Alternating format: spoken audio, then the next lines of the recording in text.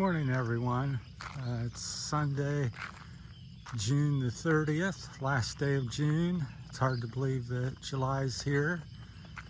Lose track of time here with the warm weather all the time. So it's hard to believe over in America it's some of the hotter part of the season, July and August. So anyhow, hopefully you can see enough. It's about 5:10 in the morning. We're on top of the mountain taking our run and walk. Thought I'd talk about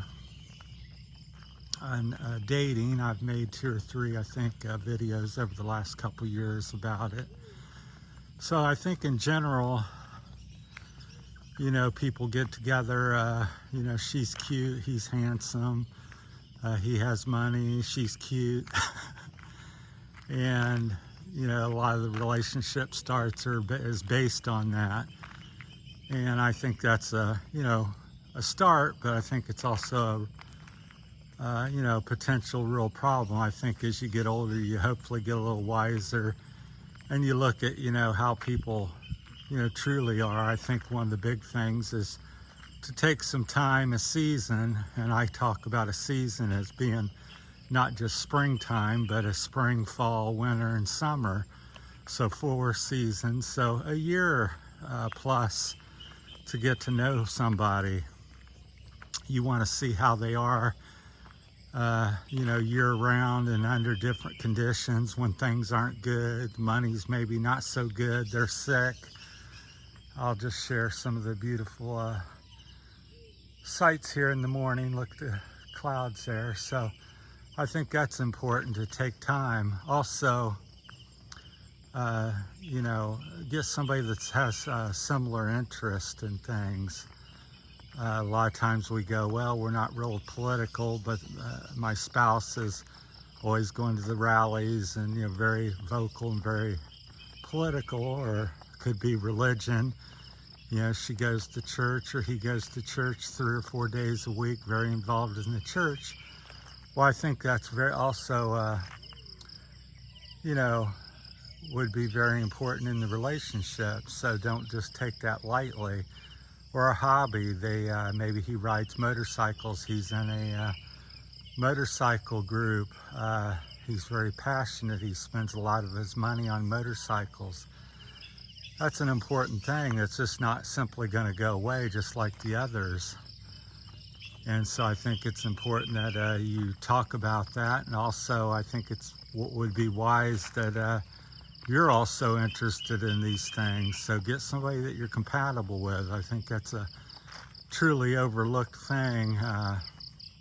Somebody you're a friend with, that you've developed a friendship and it's based on, we like hiking, we like running, we like going to church together, we have business ideas, and we like making money, because all these things at the end of the day are going to cause complications and problems in the relationship if you're not like-minded, which is a term I like to say that I've kind of coined back in America. So get people that are like-minded, with you, friends and relationships. I think it's important.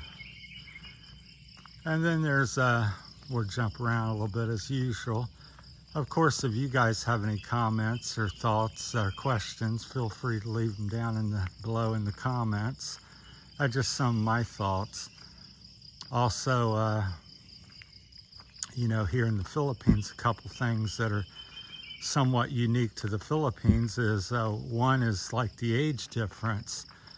In America, usually we'll get married to somebody within about 10 years of us. So if I'm 60, probably 50 to 65-year-old woman. And about the same if you're a woman, it'd be about the same age range. 10, 15-year spread within your age thing, a little bit over, a little bit under. And over here, it's very common for, especially a man, 60, 70, 80, to be married to a 19, 25, 35-year-old. So culturally, it's very acceptable and normal. And in America, that wouldn't be, so that's something kind of unique to the Philippines. Not to say that in other countries or America you don't see that. It's just much more rare, where here it's everyday occurrence. And the other thing is, comes to mind is, you know, family and money related to issues here. Basically, when you're married or dating somebody, or people here, family could be mom, dad, brother, sister, cousin, grandparents. You're kind of expected to help out the family for the most part financially. So that's another big thing to think about and talk about and get straightened out before you get in deep with somebody. So is that okay with you, and how much are you going to give, or are you not going to give at all? And is that going to be an issue? Because here, family all the time, everybody I've spoke with is like, oh, I make 500 pesos or 250 a day, and I must help the family and do this and that with it. So in the West, at least in America, that's not the norm, and can be a real big problem. So that's something to be aware of and discuss with whoever you're with. And another thing I find is, you know, having babies, you know, having children and stuff. Here, it's really socially acceptable, and you know, it's expected. The leaders in the church and parents and stuff. It's like, you know, I've been asked many times. I'm like 62. Oh, you must have baby. You must have children for this reason and that reason. And it's like, really? I'm like 62.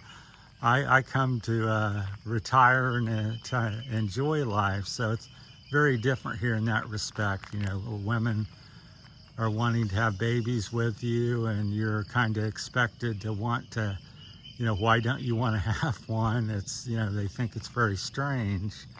So in the West, you know, most men 50, 60, 70 don't want to have babies because more work. They're tired of working, and you know, the money and the cost of it over there. So that's 3 big topics. There's probably quite a few more, but so you know, age gap, babies, money are 3 in the Philippines that are a little bit different than the West, that could create problems. So be sure to ask and talk about them things, and think about some other things might be unique to your situation. So yeah, we're walking, that's Santiago down below us there. So that's where we're at, Barotac, Viejo, Iloilo. It's about 5:15 Sunday morning, June the 30th, the last of the month of June. So just sharing the beautiful morning as we go along. So that's stuff to things. So I think it's key to, you know, take your time, take a season or two, a year or two, meaning get to know somebody, see them in the good and bad, and then start off, pick somebody you're compatible with. You know, financially, if he can't get a job or can't find work, well, he's probably not going to get a job and find work once you get married. Same vice versa for her. You know, if she's not hiking with you and you love to hike, well, that's going to create tension and friction in the relationship. So it's not the hiking part per se, it's the doing things together. So whatever your interest may be, I just said hiking because that's one of my big interests. I like walking, you know, 2 or 3 times a day sometimes. But so whatever it may be, it could be swimming, sewing, whatever you spend your time doing. So, and a lot of people go, oh, well, I cook and clean. I go, well, that's okay, but that's normally something people don't do together. But again, if that's your main interest and somebody else likes to, you know, go to resorts and do this and that, well, it's going to be an incompatibility issue down the road once the cuteness and the newness of the relationship, because a lot of people just look at I'm in love and it's exciting, she's pretty, he's handsome, he's got money, they just look at that and it starts off and their heart's pounding and pitter patter and they're excited. But after a couple weeks, couple months of that, then it gets down to reality. And it's like, well, what are you going to do together? That's what I always ask myself and tell people to ask themselves. If I get that car, what am I going to do with it? If I get that woman, what am I going to do? What are we going to do? If I move to the Philippines, what are we going to do there? What's it going to be like? Well, ask these things before you jump in the plane and come here. Ask these things before you purchase that car. If you had that truck, what are you going to do with it? Are you going to make money with it? Is it going to sit there? What's it going to cost? What are you going to do with it? So I think that's a big thing that people need to ask themselves. If I had this person or moved here or did that, what am I going to do? And then, think about that and write that down. And once you think about it, then you can act on it. But a lot of people just go do, and then they get home, well, what am I going to do with that truck now? I got a big payment of, 5,000 pesos a month or 10,000, and what am I going to do with it? I don't have the money. I don't have a job.